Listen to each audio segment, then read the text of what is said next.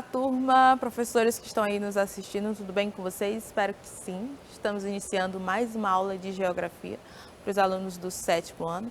Eu me chamo Ivana, então continue com a gente. Pega o seu material, que hoje nós vamos falar sobre população e trabalho. Como vocês estão vendo, durante o decorrer dessas semanas, nós estamos falando sobre população brasileira, aspectos demográficos do Brasil. E hoje nós vamos falar basicamente sobre a relação entre população e trabalho, que é uma relação importante que vocês vão ver aqui durante a nossa explicação. O que nós vamos aprender? Nós vamos compreender a espacialidade dos fenômenos populacionais, certo? A distribuição da população, dos brasileiros, migrações, PEA, principalmente, nos setores econômicos, taxa de urbanização e etc. Mas nós vamos focar principalmente na PEA, que é a população economicamente ativa, utilizando a escala adequada para a sua representação em mapas do Brasil, Piauí e Teresina.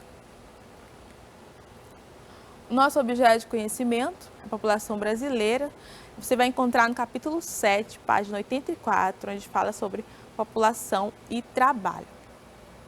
Bom, para falar de população e trabalho, eu vou falar sobre um termo da geografia que se chama PEA, ou População Economicamente Ativa. E o que é população economicamente ativa? Vamos à definição.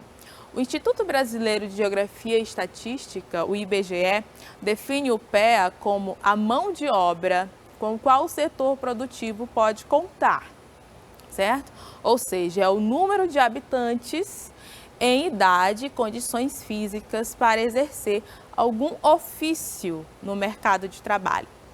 Eles definem essa idade entre 14 aos 64 anos, que faz parte da população economicamente ativa, O IBGE classifica como população ocupada, aquela que está trabalhando, e população desocupada, aquela que não está trabalhando, mas está dentro dessa faixa entre os 14 e 64 anos, podendo exercer algum tipo de trabalho, mas por conta de algum problema ou por conta das condições econômicas do país, acaba ficando, entre aspas, desocupada, desempregada, certo?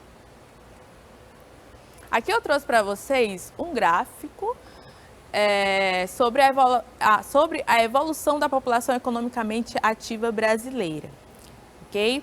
Você vê que em 1980, cerca de 43 milhões, mais de 43 milhões de brasileiros ficavam nessa faixa entre os 14 e 64 anos podendo trabalhar. Mas aí, quando chegou em 2009, esse número dobrou, certo?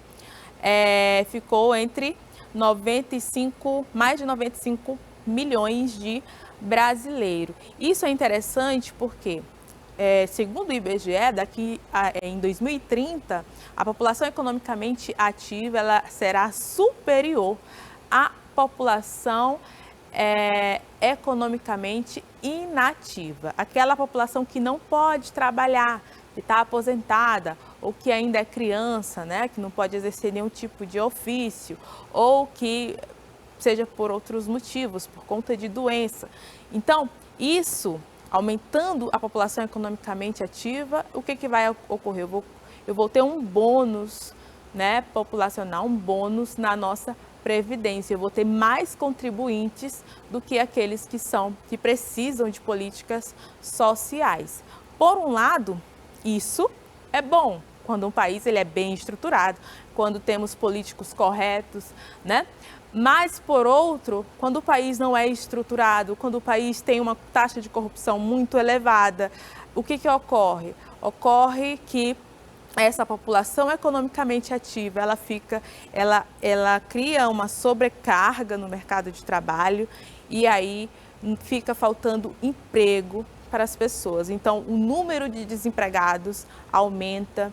Também diminui também, por exemplo, o salário das pessoas, consequentemente, porque se o número de desempregados aumenta, sempre vai existir aquele que vai querer receber menos do que você, simplesmente para querer se ocupar ou ter uma carteira assinada, certo? Então vamos lá. Aqui eu trouxe para vocês um panorama sobre os desocupados do Brasil, que são os desempregados, né? Como é que fica essa situação?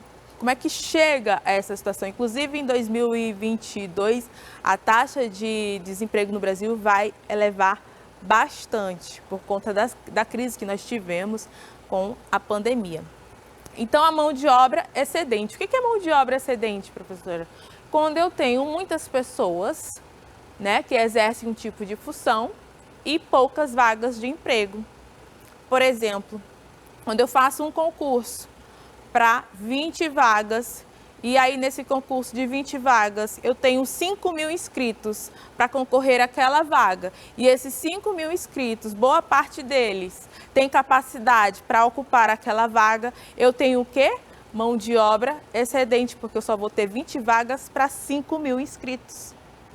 Não é loucura isso? Eu acho bastante louco. Olha só, precarização do trabalho, outra coisa.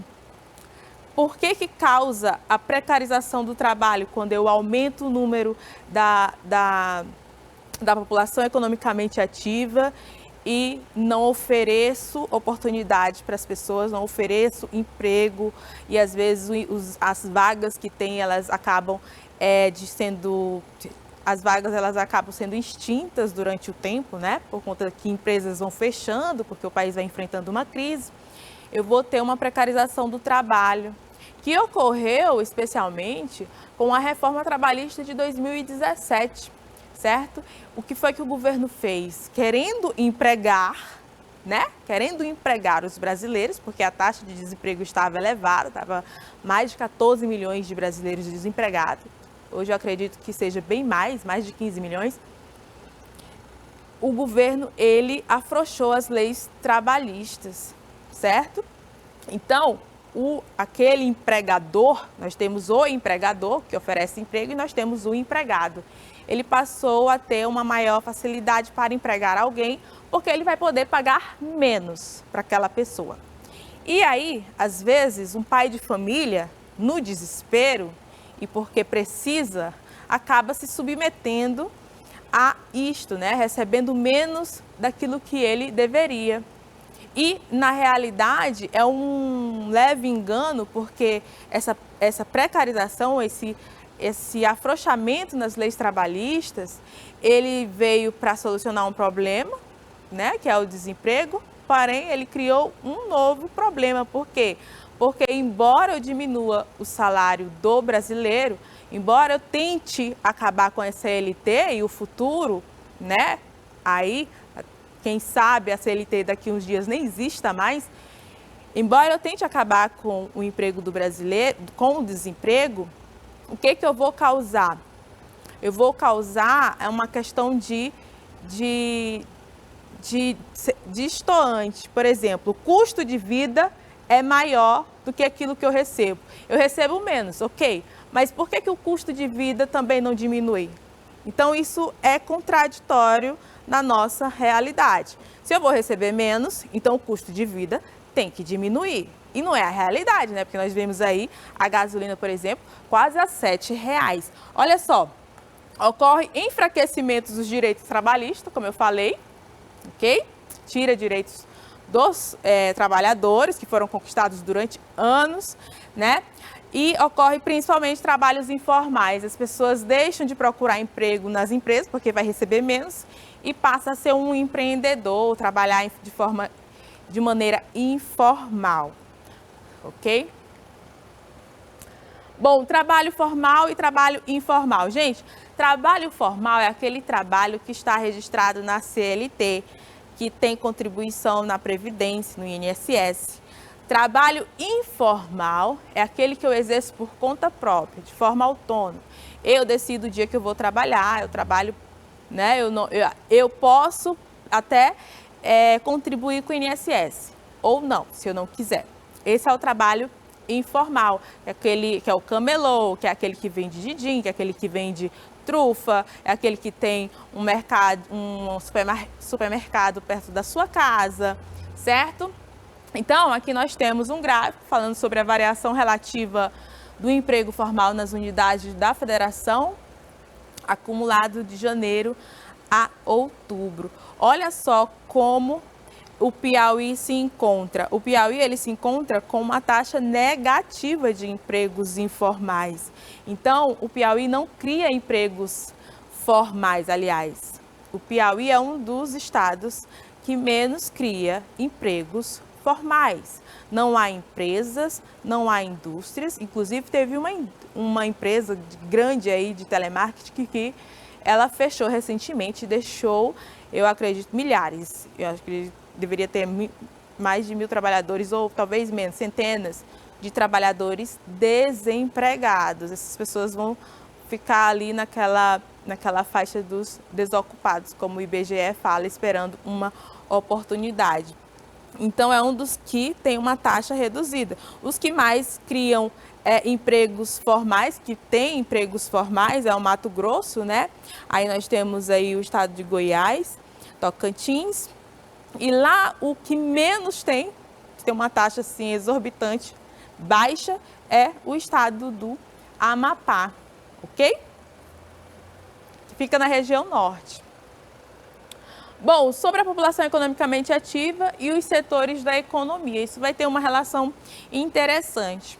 Por quê? Porque em 1940, né, como vocês podem ver aqui, esse de bolinha, a linha de bolinha, né, que trata do setor primário, que é aquele setor que está ligado à agricultura, ele era maior que os demais setores da economia, que o setor terciário, que o setor secundário.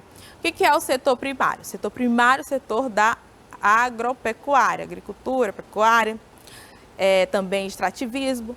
Setor secundário é o setor das indústrias, ok? E setor terciário é o setor de serviços, certo? Comércios, hospitais, etc. Então, na década de 40, claro que o setor primário empregava mais. Mas aí, com o passar dos anos, e principalmente em 1970, como vocês estão vendo aí no gráfico, por conta da Revolução Verde, né? Mecanização do campo, tirou o emprego do trabalhador rural. O trabalhador rural, ele teve que sair, ocorreu o quê? O êxodo rural, foram para as grandes cidades em busca de mais oportunidades, porque o campo agora era ocupado por máquinas, porque trabalhavam mais, né? E custava bem menos. E aí ocorreu o quê? Ocorreu uma transição.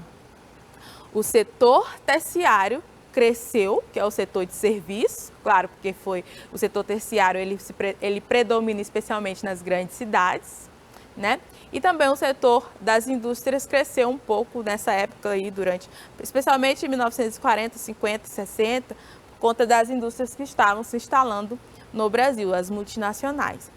Então, há uma transição. Em 1940, nós tínhamos o setor primário predominando aí, onde se encontrava a maior parte da população economicamente ativa. Em 1970, com a Revolução Verde e mecanização do campo, ocorreu o êxodo rural, a população foi para a cidade e aí o setor terciário passou a empregar mais a população economicamente ativa. Então, se eu perguntar para você, ou o professor perguntar para você, em qual setor da economia se concentra a maior parte da população economicamente ativa no Brasil, você vai dizer, sem titubear, setor terciário, setor de serviços, certo? Nós vamos falar agora sobre um assunto sério, que é o trabalho infantil no Brasil. Gente, o trabalho infantil, ele há muitas controvérsias. Okay? O que é o trabalho infantil? É aquele trabalho em que a criança é submetida para gerar renda para a família, mas ela acaba sendo impedida, por exemplo, de estudar e principalmente de ter uma infância, de brincar. Então, isso é o trabalho, isso é o que caracteriza o trabalho infantil. Não confunda, nem tudo será trabalho infantil, certo? Por exemplo, professora, mas eu vejo um youtuber que ele trabalha e ele é criança. Ali não é trabalho infantil? Bom, se ele trabalha e gosta do que ele faz, né? Produzindo vídeos e etc. Mas se ele estuda, se ele está estudando, Se ele está tendo uma vida da infância, vivendo a infância dele, ali já não se trata de um trabalho, certo? Ali é algo que ele gosta de fazer, mas ele não deixou de fazer o principal, que é estudar e brincar, porque toda criança tem direito a isso. Olha só sobre o trabalho infantil no Brasil. Onde estão as crianças trabalhadoras? Gente, a maior parte, como vocês podem ver aí no gráfico, se encontra no Nordeste. As crianças que trabalham no Nordeste, elas trabalham especialmente na agricultura e na pecuária. É um trabalho pesado, muito pesado, certo? Já na região Sudeste, onde se concentra 28% dos trabalhadores infantis, eles trabalham nas indústrias, ok? No setor industrial. E aí, nós temos no norte, né, que cerca de 285 mil crianças trabalham no setor mais do extrativismo, como vocês estão vendo aí, uma criança, né, na imagem, trabalhando para fazer farinha com mandioca, etc. Bom, em 1991, o ECA ele quis dar um basta nisso. Então, ele criou um texto, né, justamente para diminuir esse problema, que é um problema sério no mundo. Então, o que o ECA diz, né? É proibido qualquer trabalho a menores de 14 anos de idade. Lembra que eu falei para vocês, a faixa da população economicamente ativa fica entre os 14 e 64 anos. Então, o ECA vai dizer, é proibido qualquer trabalho a menores de 14 anos de idade. Após a emenda da Constitucional de 98, né, ficou estabelecida a proibição do trabalho noturno, isso daí já é um adendo, né, perigoso ou insalubre a menores de 18 e de qualquer trabalho a menores de 16 anos. Até aqueles trabalhos mais perigosos, insalubres, durante a noite, é proibido para menores de 18, ok? E até menores de 16 anos, salvo na condição de aprendiz, a partir dos 14 anos. Então, quando a criança, o adolescente, né, faz 14 anos, ele pode trabalhar? Pode. Remuneradamente? Pode. Desde que na condição de aprendiz. Ele não pode exercer um trabalho formalmente, né? Ele tem que assumir uma condição de aprendiz. Por isso que existem muitos jovens aprendizes trabalhando, por exemplo, em supermercados, em outras empresas, ok? Aqui eu trouxe uma declaração da Ana Maria Real, que é uma estudiosa, no caso. O ECA, ele trouxe uma mudança paradigmática da criança como sujeito com direito a lazer, escola e a família. E como é que o Brasil vem lidando com isso? O Brasil já diminuiu bastante a taxa de trabalho infantil no Brasil, né? Quais são as medidas que ele adota? Uma delas é o Bolsa Família, que é para manter a criança na escola e não precisar trabalhar. O governo ele dá um subsídio, uma ajuda financeira para a família, por cada criança, né? Justamente para a criança frequentar a escola. Se a criança não frequenta a escola, o governo, o que ele faz? Ele retira aquele subsídio e ele vai procurar alguma autoridade para investigar porque aquela criança não está indo para a escola. Isso é para manter a criança dentro da escola. Então, uma dessas medidas, que é o Bolsa Família, diminuiu bastante a taxa do trabalho infantil. Uma outra meta do governo para diminuir ainda mais o trabalho infantil por exemplo, as escolas integrais, porque eles estão vendo que muitas crianças estão evadindo das escolas, né? Então, a escola integral é justamente para manter a criança dentro da escola, para essa criança ter direito ao estudo e ao lazer, certo? Agora, não vão sair dizendo para você, a minha professora ensinou que fazer as coisas é trabalho infantil, limpar a casa, etc. Não, Isso daí não é trabalho infantil. Pelo contrário, você ajudar a sua mãe dentro de casa, você está criando responsabilidade. Então, não vão usar isso como justificativa. Mas se você encontrar ou conhecer alguém que passe por essa situação de trabalho, principalmente trabalhos como exploração sexual, trabalhos como tráfico de drogas, que utilizam essas crianças, recrutam crianças para praticar esse trabalho ilícito, você pode denunciar aí, né? O número é asterisco 100. Você liga e denuncia essa prática que é ilícita e é proibida, certo? Bom, vamos falar da mulher no mercado de trabalho. Gente, a mulher no mercado de trabalho, ela exerce uma menor participação do que o homem no Brasil. Então, você vai ter menos mulheres trabalhando do que homens devido à nossa educação, todo o histórico, né, machista que nós temos, que mulher, ela nasceu para casar, a mulher tem que ser prendada, cuidar da casa. Inclusive, a própria mãe já submete a sua filha, né? Às vezes a mãe tem uma filha e um filho, mas aí coloca a filha para fazer todo o trabalho de casa e o filho ele vai ficar à vontade brincando, né? Então é uma ideia que já foi inculcada na nossa mente, certo? Então por isso tem menor participação no trabalho. O tratamento entre homens e mulheres no trabalho também é desigual, não recebe o mesmo tratamento. Como assim? Mulheres às vezes recebem menos para exercer a mesma função que um homem. Então, é um tratamento desigual, né? As leis trabalhistas também dificultam, entre aspas, que na verdade deveria proteger a mulher, mas dificultam o acesso da mulher no mercado de trabalho. Como, por exemplo, que lei trabalhista é essa, professor? Licença maternidade. A mulher ela tem direito a 120 dias, né? 4 meses de licença. Quem paga é o INSS.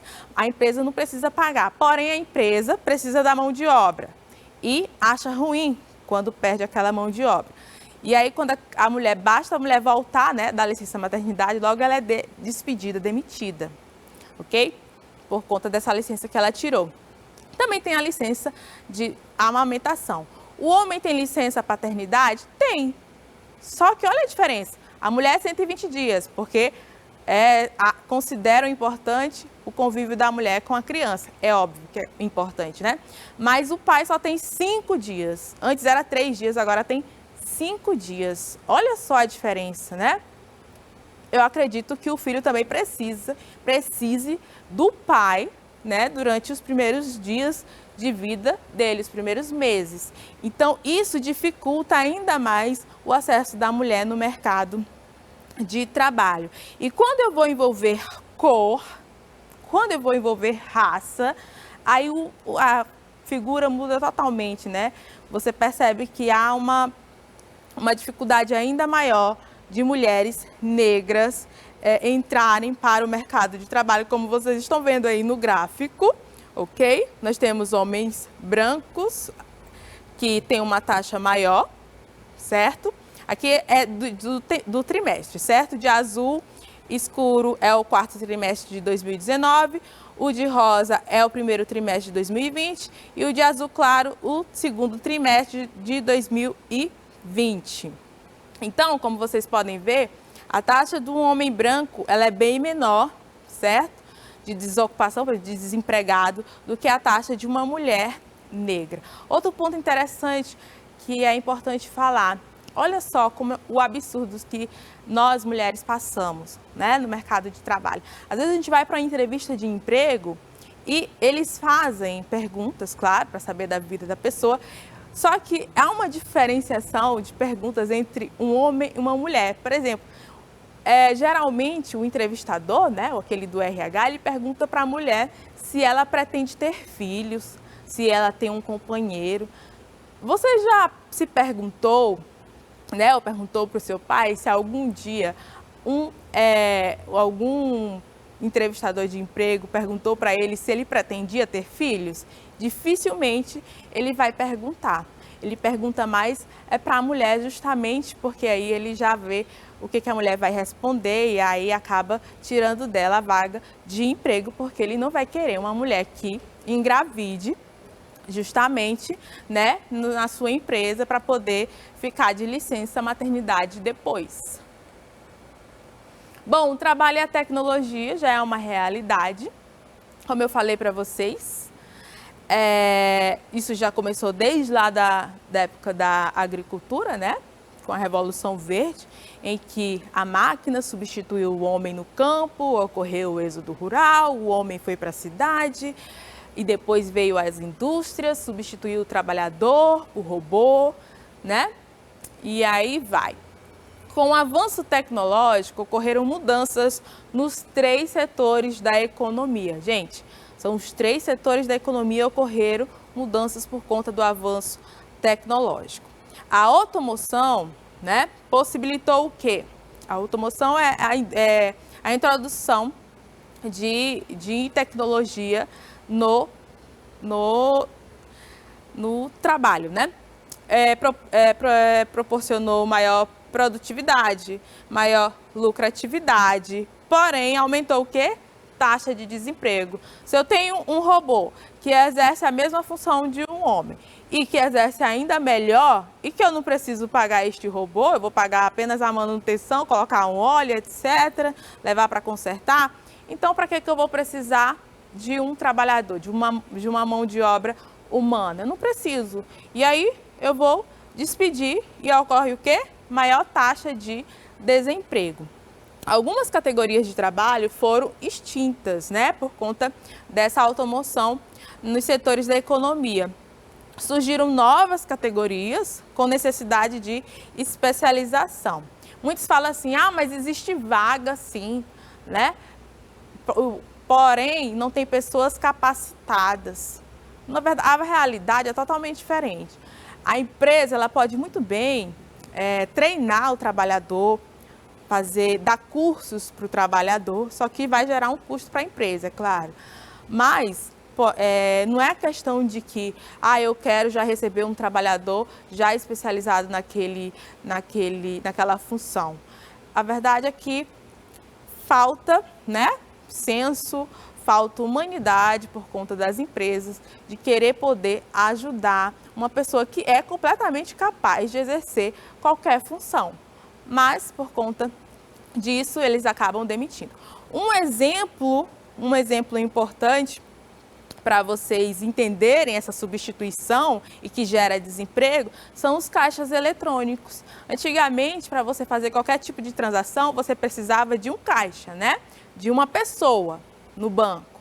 E aí você ia transferir, você ia retirar dinheiro, né? Você ia pagar uma conta. Hoje em dia não. Hoje em dia eles utilizam um caixa eletrônico e você é que exerce o trabalho daquele que tinha um trabalho antes que foi extinto. Então, diminuíram as vagas de emprego dos caixas, né, no banco, e aumentaram aí os caixas eletrônicos para você exercer o trabalho daquele que tinha o trabalho anteriormente. Então, isso gera o quê? Desemprego. E aí gera uma questão de desemprego estrutural no nosso país que fica difícil de resolver. Eu trouxe umas questões para vocês, mas eu vou deixar para a próxima aula e aí a gente resolve juntinho, certo? Nosso tempo acabou. Eu espero que vocês tenham gostado, estudem e até a próxima.